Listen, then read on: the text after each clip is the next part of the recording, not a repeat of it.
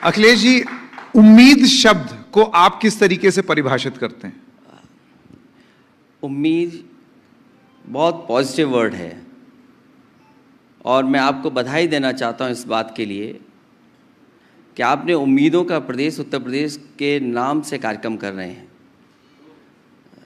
कई बार हम स्टेट के बड़े बड़े ऐड देखते हैं, जितनी भी सरकारें आई हैं, और सरकार जब भी कोशिश करती है तो यही कहती है कि सबसे ज़्यादा पॉसिबिलिटीज़ अगर कहीं हैं तो उत्तर प्रदेश में है, सबसे ज़्यादा अपॉर्चुनिटीज़ अगर कहीं हैं तो वो उत्तर प्रदेश में है।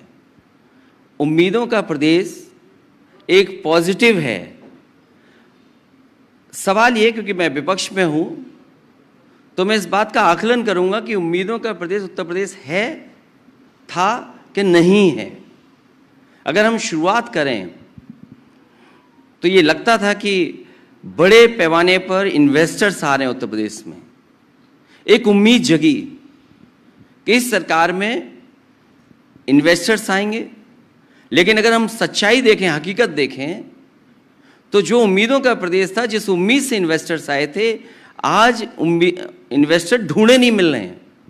शायद इन्हें एक ग्रुप ऑफ मिनिस्टर्स क्रिएट करना पड़ेगा जो इन निवेशकों को ढूंढे, जो बेवफा निवेशक थे वो कहाँ मिलेंगे अब। मुझे याद है, बिना इन्वेस्टमेंट मीट किए हुए SCL का इन्वेस्टमेंट आया, बिना हमने कोई बड़ा प्रचार किए, इन्वेस्टमेंट के लिए बुलाए बिना सैमसंग का एक्सपेंशन कर ले गए। तो ये उम्मीदों का प्रदेश है जहां लोग चाहते हैं कि वो इन्वेस्टमेंट करें, आएँ। यहाँ लोगों की उम्मीद बहुत है सरकारों से, और खासकर गरीब ये सोचता है कि उसका जीवन कैसे बदलेगा। अगर हम उम्मीदों का प्रदेश बोलें तो एक गरीब सोचता है उसका जीवन कैसे बदलेगा, गरीब कैसे आगे बढ़ेगा, गरीब के घर परिवार में जो बेटा बैठा उसकी नौकरी कैसे मिलेगी, और उसके परिवार कैसे चलेगा। ये पॉजिटिव है उम्मीदों का प्रदेश। लेकिन आकलन इस बात का होना चाहिए कि सरकारों से वाकई उम्मीद बची है कि सरकारों ने उम्मीद के खिलाफ काम किए।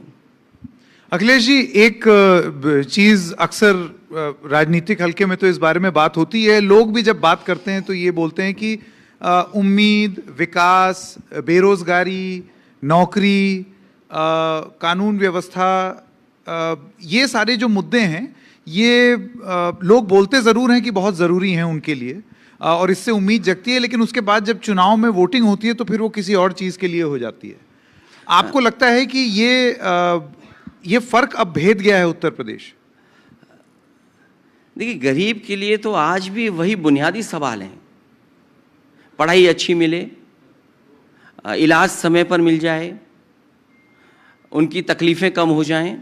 लेकिन आज हम पीछे मुड़ करके देखते हैं तो जो सबसे अच्छी व्यवस्था गरीबों की थी, जो उनके घर पर एम्बुलेंस पहुंच जाती थी, वो एम्बुलेंस क्यों नहीं पहुंच रही है? गरीब को इलाज क्यों नहीं मिल पा रहा? दावे बड़े बड़े हो रहे हैं कि ये मेडिकल कॉलेज बन जाएगा, ये मेडिकल इंस्टीट्यूशन आ जाएगी, लेकिन ये सरकार बताए कि अगर एक भी जिला अस्पताल इन्होंने बनाया हो, जिस जिला अस्पताल में मरीजों का इलाज चल रहा हो, अगर एक भी अस्पताल बना हो, दिल्ली की सरकार, यूपी की सरकार, दोनों मिलकर के ये बताएं कि उत्तर प्रदेश में 6 साल से ज़्यादा समय हो गया, अगर एक भी जिला अस्पताल बनाया हो जिसमें गरीबों का इलाज हो रहा हो। इस प्रदेश में एक्सप्रेसवे बने, और हमें खुशी इस बात की कि एक्सप्रेसवे केवल सड़क शहरों के लिए नहीं थी, हमारी ग्रामीण अर्थव्यवस्था कैसे बेहतर हो, हम किसान की पैदावार की MSP कैसे दे पाएँ। इस एक्सप्रेसवे के किनारे मंडियां बन रही थीं, बड़ी बड़ी मंडियां, 100 एकड़ में, 90 एकड़ में, 60 एकड़ में, जिससे गरीबों को या किसानों को वहां पर उनकी पैदावार की कीमत मिल सके। अगर इस सरकार ने 6 साल में अगर एक भी मंडी बनाई हो तो बता दें, अगर कहीं मंडी बनी हो। और फिर जो सरकारी संस्थाएं हैं जिसमें बड़ी उम्मीद से खासकर पिछड़े, दलित, ये उम्मीद लगा करके बैठते हैं कि सरकारी नौकरी मिलेगी तो हमें पक्की नौकरी मिल जाएगी। लेकिन सोचो, पिछले कितने वर्षों से केवल कॉन्ट्रैक्ट की नौकरियां, आउटसोर्स की नौकरियां, प्राइवेट नौकरियां। ये समय आ गया जब हमें ये सोचना पड़ेगा, जाति जनगणना के साथ साथ, सामाजिक न्याय के साथ साथ ये भी हमें विचार करना पड़ेगा और दावा करना पड़ेगा कि सरकारी के साथ साथ हमें प्राइवेट में भी आरक्षण मिलना चाहिए। ये सरकार उम्मीद नहीं खोएगा क्या? तो ये बड़े बुनियादी सवाल ये है। आपने 2-3 बहुत महत्वपूर्ण मुद्दे उठाए हैं और उस पर अब लाजमी है कि मैं आपसे सवाल पूछूं। एक पत्रकार होने के नाते अब मेरा धर्म बन जाता है। आपने कहा प्राइवेट सेक्टर में रिजर्वेशन होना चाहिए। आप ये बताइए, जब ऐसा होगा तो एक बात ये होगी कि फिर कोई प्राइवेट निवेशक क्यों आएगा? क्योंकि फिर एक ऐसी व्यवस्था हो जाएगी कि वो खुल करके अपना टैलेंट एक्विजिशन नहीं कर सकता। सरकार की तरफ से ये दबाव रहेगा कि नहीं भाई, इनको फलाने को भर्ती करो। मैं आपसे ये कहता हूं, दुनिया की सबसे मजबूत, दुनिया की सबसे बड़ी अर्थव्यवस्था, वहां पर भी कोई एक व्यवस्था है जिसके तहत लोगों को नौकरी दी जाती है, उन्हें मौका मिलता है। और फिर जिस निवेशक की आप बात कर रहे हो, क्या आपकी सरकारी बैंकों से उनको लोन नहीं मिलता? सरकारी बैंकों में पैसा किसका है आखिरकार? क्या बिना सरकार की कृपा के उनको लोन मिल जाता है? तो वो संसाधन किसके हैं जिसकी वजह से आप कारोबार कर रहे हैं? और फिर जो हमारी सरकारी संस्थाएं हैं उनमें लाखों लाख नौकरियां थी। मान लीजिए ओएनजीसी थी, वीएसएनएल, एयरपोर्ट अथॉरिटी, तमाम और पीएसयूज में बता सकता हूं, या और भी स्टेट लेवल पे चीजें हैं। आखिर क्यों प्राइवेटाइज की तरफ जा रहे हैं ये लोग? क्यों कॉन्ट्रैक्ट की तरफ नौकरियां ले जा रहे हैं?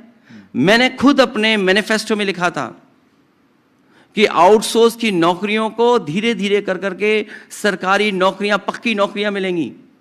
आप उन्हें 9,000 दे रहे हो वेतन, 10,000 दे रहे हो, 12,000 दे रहे हो, और काम कितना ले रहे हो आप? 12 घंटे, 14 घंटे, 16 घंटे। और एक्सप्लॉयटेशन किस लेवल तक है? आप एक्सप्लॉयटेशन उम्मीद नहीं कर सकते। आप कह रहे हैं उम्मीदों का प्रदेश। यहां पुलिस क्या कर रही है? मैं आपको शुरुआती समय के बाद बता देता हूं। मैं आपको एटा में मामूली किसी मामले को लेकर के कुछ विवाद रहा होगा, उस पर छापा मारा पुलिस ने। और जब छापा मारा पुलिस ने तो वहां घर परिवार में देखा उसने कि वो व्यक्ति तो नहीं है जिसका नाम दर्ज है एफआईआर में, लेकिन उसकी परिवार की महिला मिल गई उससे। और उसी छापे के बहाने और डर के बहाने वो पुलिस के अधिकारी ने महिला से संबंध बना लिए। कितनी लड़ाई लड़नी पड़ी उसके बाद, तब एक अधिकारी जेल गया। और आज अखबार में पढ़ा है कि आईपीएस जिस पे आरोप था पैसे लेने का, उसको इस सरकार ने सम्मानित किया। जो पुलिस का सबसे बड़ा सम्मान होता है वो पुलिस ने दिया। तो क्या उम्मीद करोगे आप उम्मीदों के प्रदेश में, जहां प्राइवेटाइजेशन हो रहा हो, जहां आउटसोर्स हो रही हो, जहां पर इस तरह का पुलिस का व्यवहार और काम हो? वो महिला को पुलिस अधिकारी ने प्रेग्नेंट किया। समाजवादी लोग उस परिवार के साथ खड़े नहीं होते तो वो पुलिस के अधिकारी न जाने क्या क्या कर देते उसके साथ। अखिलेश जी, एक बात ये भी कही जा सकती है, पूरी संवेदनाएं इन महिला के साथ जिनकी आप बात कर रहे हैं, लेकिन अगर मामले इस तरीके से देखें तो आप जानते हैं जब आपकी सरकार थी तब भारतीय जनता पार्टी और विपक्षी दल आपकी सरकार पर भी आरोप लगाते थे कि देखो यहाँ ये हो गया। और एक आम धारणा ये थी कि समाजवादी पार्टी की सरकार मतलब कानून व्यवस्था गड़बड़, और आज की सरकार जो है उसने कानून व्यवस्था को दुरुस्त कर दिया। ये जो छवि समाज में गई है और उसको कैसे आगे बढ़ाया जाता है ये बोल के कि आप चुनावी नतीजे देख लीजिए, 2022 में आप उतरे लेकिन चुनावी नतीजे आए, और इसका मतलब ये है कि लोगों को योगी आदित्यनाथ की सरकार पसंद आई। इस पर आप क्या कहेंगे? आपका कहना और लोगों के बीच की छवि। इसी शहर में समाजवादी सरकार में पुलिस विभाग के लिए सबसे बेहतरीन हेडक्वार्टर दिया गया। वो केवल हेडक्वार्टर इस बात के लिए नहीं था कि एक बिल्डिंग बन गई, वो हेडक्वार्टर इसलिए था कि जितने भी वरिष्ठ अधिकारी हैं, जनता को इधर उधर घूमना पड़ता है, वहाँ आकर के उसे न्याय मिल सके।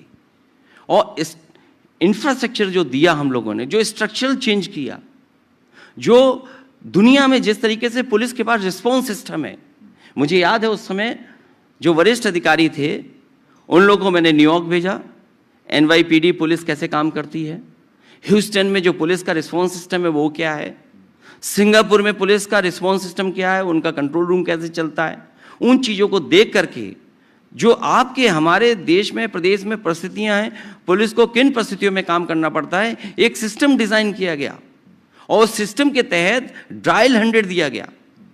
वो सबसे बेहतरीन, आप किसी अधिकारी से बात कर लीजिए, वो किसी अधिकारी से आप पूछेंगे कि रिस्पॉन्स सिस्टम डायल 100 से पहले क्या था और आज सबसे बेहतरीन पुलिस के लिए काम करने का तरीका क्या बन रहा है। क्या 100 नंबर नहीं है जो आप 112 हो गई?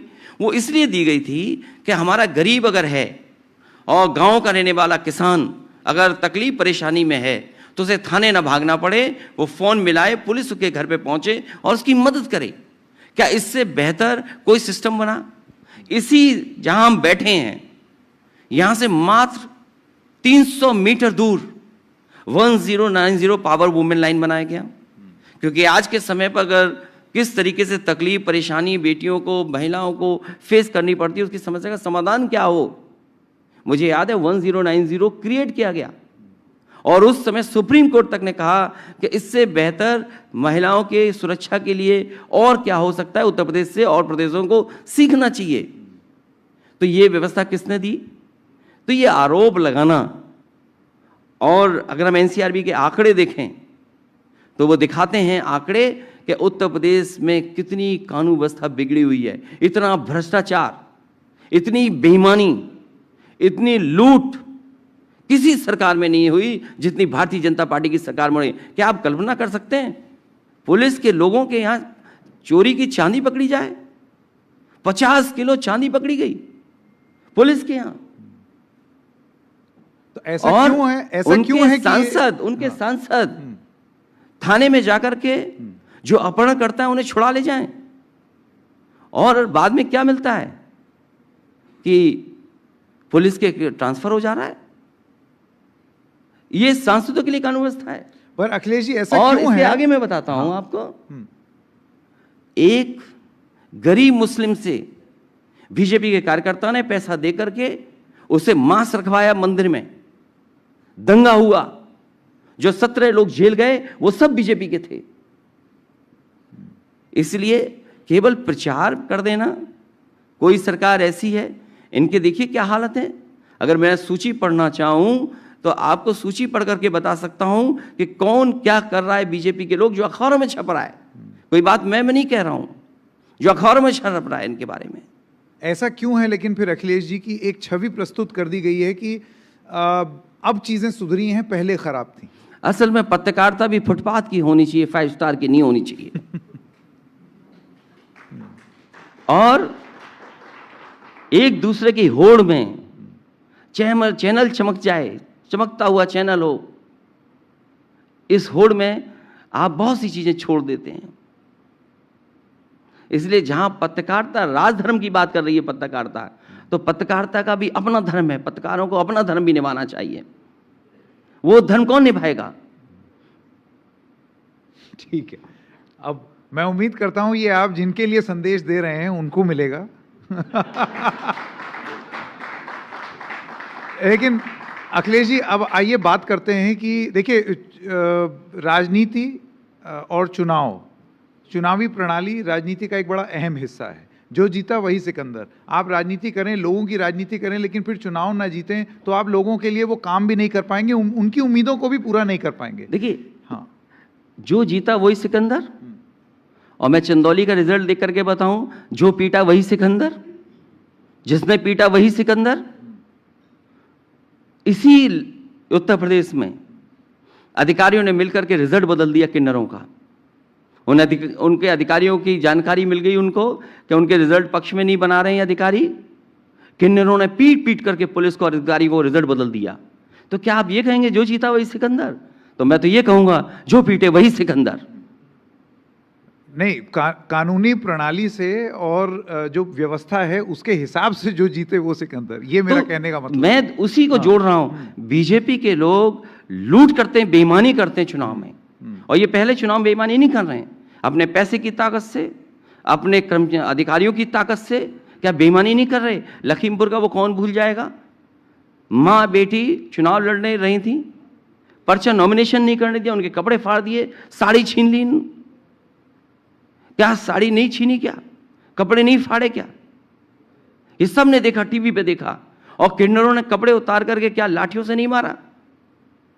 मैं अपने मैनपुरी का बता सकता हूं, जहां पर रात के 12-1 बजे तक आप काउंटिंग चलाएंगे, पूरे प्रदेश की काउंटिंग खत्म हो गई।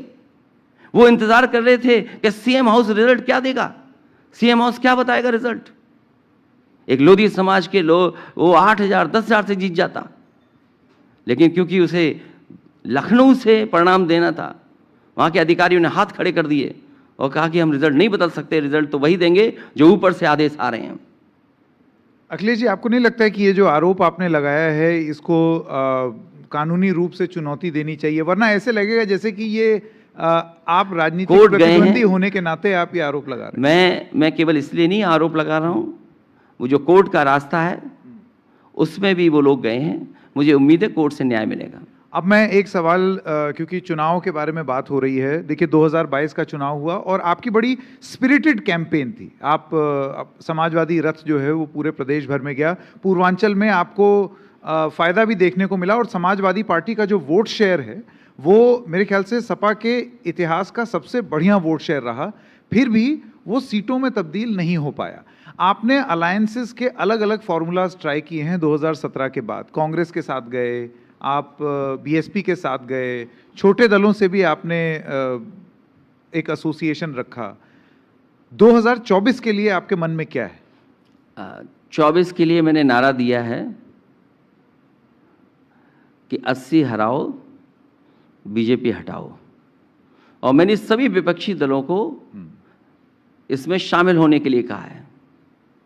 इधर समाजवादी पार्टी ने बहुत गठबंधन किए हैं और मैंने खुद बड़े दिल से, बड़ा दिल करके सभी दलों को साथ लाने का काम किया। 2017 में समाजवादी पार्टी ने और हमारे पूरी लीडरशिप की राय से मैंने बड़े दिल से कांग्रेस के साथ अलायंस किया। 22 में भी अलायंस किया मैंने, छोटे दलों को भी साथ लाने का काम किया। 19 में बहुजन समाज पार्टी को लाए।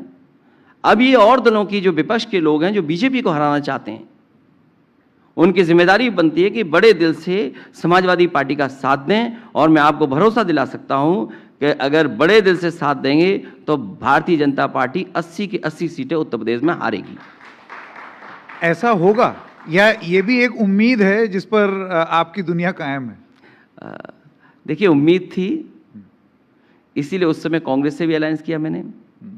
उम्मीद थी, इसलिए बहुजन समाज पार्टी को भी साथ लाया। और उम्मीद ही पे बहुत सी चीज़ें, क्योंकि पॉजिटिविटी दिखाती है।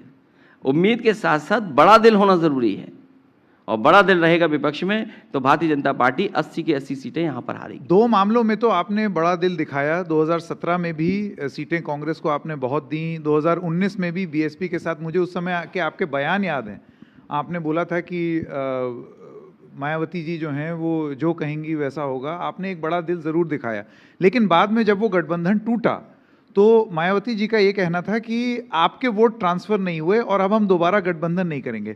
ऐसे में बड़ा दिल कैसे दिखे? देखिए, डेटा और अर्थमेटिक सब दिखाई देता है। अगर वोट हमारा ट्रांसफ़र नहीं हुआ होता तो आज बहुजन समाज पार्टी में केवल 1 सीट है। कहाँ 10 MP, कहाँ विधायक 1। इसलिए सब जानते हैं वो बातें। समाजवादी पार्टी ने बड़े दिल से, ईमानदारी से बहुजन समाज पार्टी का साथ दिया, क्योंकि हम ये मानते हैं बाबा साहब भीमराव अम्बेडकर जी का जो सपना है और जो बहुजन लोग हैं उनका बड़ा सपना रहा है। इससे समाजवादी पार्टी ने साथ दिया। हमारा एक एक वोटर, एक एक लीडरशिप ने उस समय साथ दिया था, और उसका परिणाम हुआ कि देश में भारतीय जनता पार्टी को कोई कहीं नहीं हरा पाया था। उत्तर प्रदेश में सबसे ज़्यादा सीटें हराई थी।